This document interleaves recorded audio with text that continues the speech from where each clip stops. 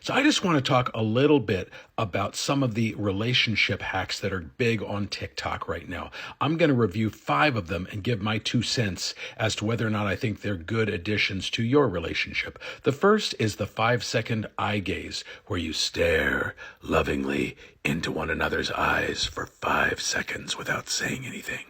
Obviously, I was a little dramatic there, but that is essentially what you're doing. And you're letting down your guard. You're being very emotionally vulnerable with your partner. You're not saying anything. You're just staring into each other's eyes for 5 seconds and really connecting on a deep level in that way. And it does force you to let your guard down and be really vulnerable. And that can be scary for some people.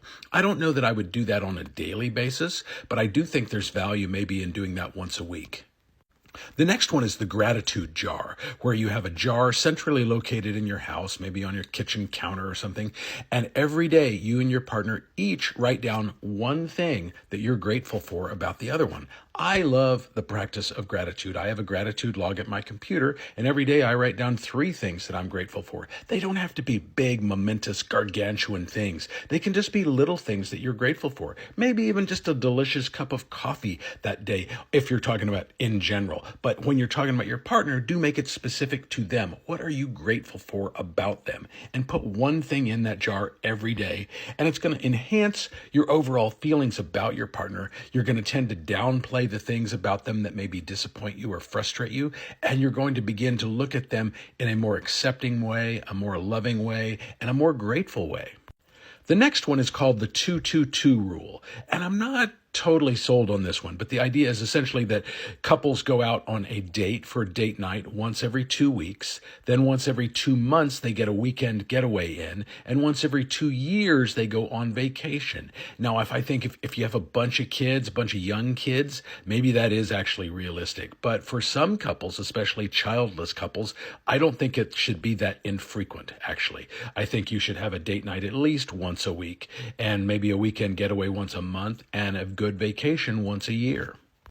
The next one is called the conflict-free zone, where you designate a safe space in your house where no arguments are allowed to take place.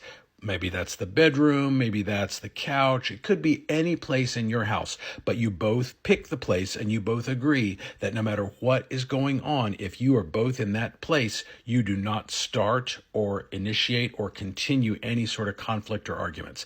And I actually think that's a great idea.